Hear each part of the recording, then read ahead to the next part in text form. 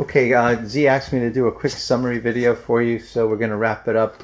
Just finished the inspection. One of the highlights I actually was with the homeowner, and this occurred while we were here. We had a backup on the septic system. Homeowner's aware of it, and this is the result of that. So they'll be taking care of that for you. I actually overheard him on the phone calling a septic company. So that, you know, I inspected the appliances. The range works, the hood works, refrigerator works, dishwasher's not connected. Inside, the biggest thing that I see really is just some loose flooring and loose floorboards. Underneath the house in the crawl space, there's a lot of fallen insulation, so getting around through there is a little hard, but doable. House is on a well system. The well is located in the front yard.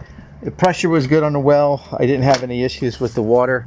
Plumbing has been repiped a few years back. The homeowner told me that the house was replumbed. It's all CPVC now inside the house that I see underneath the crawl and heading into the bathrooms and the kitchen. Septic system is on the left side of the building. This is where it is. The reason that he had the backup on this particular situation is, there's the clean out, by the way, right over here. The reason that he had the backup was because the submersible pump that the septic system relies on to pump the water to the drain field was failing. It was failing because it's on a GFCI. It's required to be on a GFCI. I mean, that is the right circuit for it to be on. But the problem is sometimes those nuisance trip, and I believe that's what happened here. And for this problem to occur, that had to have been tripped for a couple weeks probably, I would have to think, which caused the solids to back up in the septic system, and then ultimately what we saw inside. This is where the electrical meter is located. There is a service disconnect here. There's actually 200 amp service coming to this panel. It's an ETN panel. This is, I guess, relatively newer. It's not old at all, and everything here is in really good shape.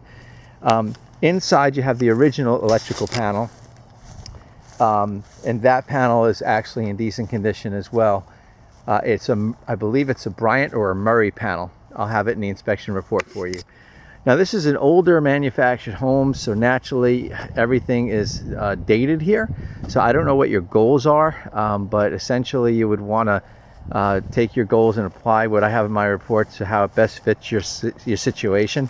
Other things I noticed on the outside, just some loose wiring, some damage, you know, stuff that you expect when you do something older. And this is the outside laundry room area. The thing I'm not happy about it on this side, I just want to bring to your attention really, is the erosion factor, the way the grade slopes here towards the building. And also what doesn't help this washout here is from the laundry room washing machine drain has been routed to drain right outside here, which isn't a really good idea because it's too close to the building. So I would probably say to either route that back into the septic system or get a gray water system in so that you can do this correctly.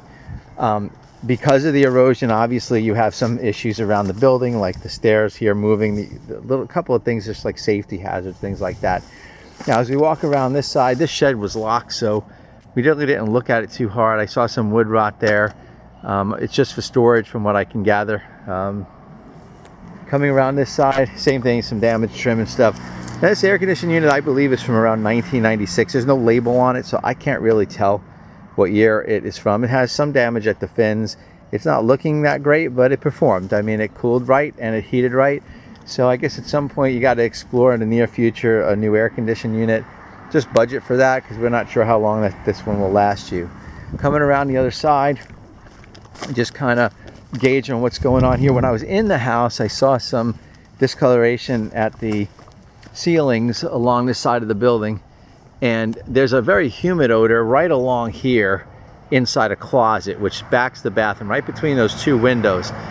My theory is, because it hasn't rained and it's not wet, but my theory is that there's a plumbing vent that's loose up there. That water's probably leaking, and there's no attic access here. So what's happening, I believe, is that the water just travels and then lands and deposits in that closet at the ceiling. The humid odor is probably a sign of a moisture issue like mold over time, which occurs when you have a slow leaking condition.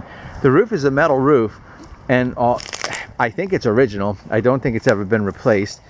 it's in okay condition, but there are some leaking issues that we should probably have someone look at this roof for you to make sure that you don't have that happen. Carport didn't look bad. When I accessed the crawl space, I actually did it from here.